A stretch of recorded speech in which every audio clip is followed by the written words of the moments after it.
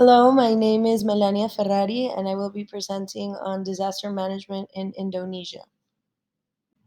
Indonesia's disaster management is influenced by exposure to earthquakes, tsunamis, volcanic eruptions, and floods due to its location in the Pacific Ring of Fire and along the equator. The country has faced more than 14,000 natural disaster events in the last 5 years, resulting in substantial economic and physical impacts. In response, Indonesia has developed a comprehensive disaster management system to address these frequent and varied hazards efficiently.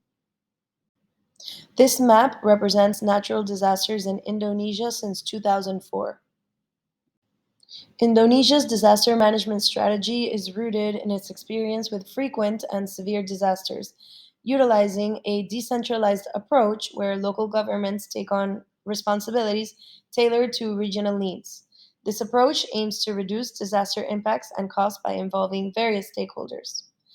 The National Disaster Management Agency coordinates national efforts, collaborating with local governments, NGOs, and international partners to enhance disaster readiness and response. And this collaborative model ensures a flexible and coordinated response to Indonesia's diverse disasters. Their approach combines top down directives from the national government with bottom up initiatives involving local governments and community collaboration.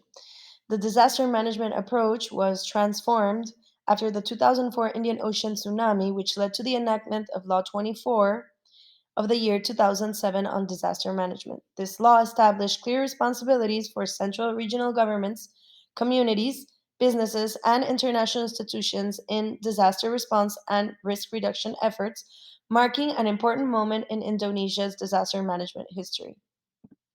Disaster management combines directives from the national government with bottom up initiatives, including local governments and community collaboration.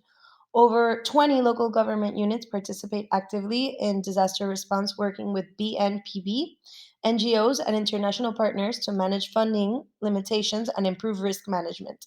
Some challenges include limited disaster funding capacity and lack of synergy, and this strategy prioritizes resilience by integrating local knowledge with scientific approaches, emphasizing a unified response led to address natural disasters collaboratively and effectively.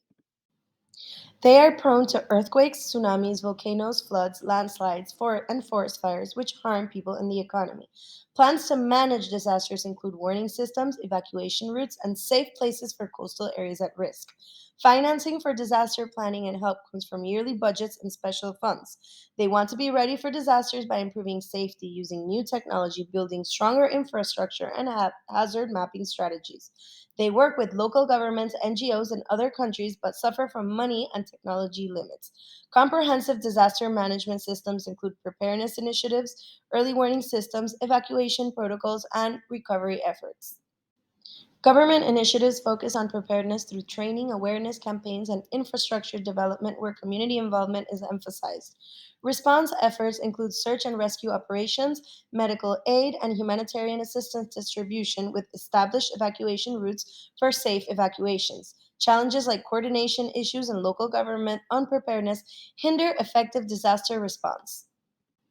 Government agencies like BNPB, Ministry of Public Works, Ministry of Health, and Ministry of Social Affairs lead disaster response. They work with NGOs, community groups, the military, and international organizations and coordinate national level activities, while regional agencies like BPBD implement initiatives locally.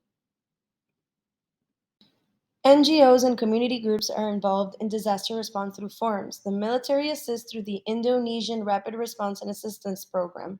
International organizations coordinate foreign aid efforts, and this collaboration ensures an effective disaster response across Indonesia.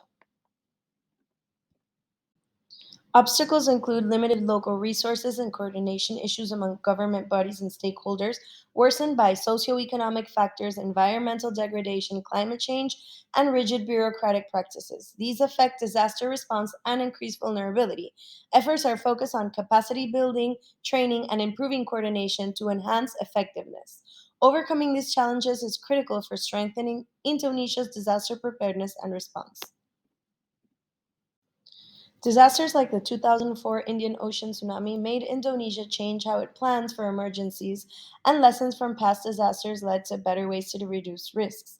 After 2004, quick warning systems became important to give fast information for better responses. Law number 24 made rules for disaster jobs and community involvement, but issues with money and government rules made it hard to buy and use enough warning tools across Indonesia. Suggestions include making better escape plans using different ways to move people off islands during evacuations, teaching everyone involved, and making an online system for sharing emergency news.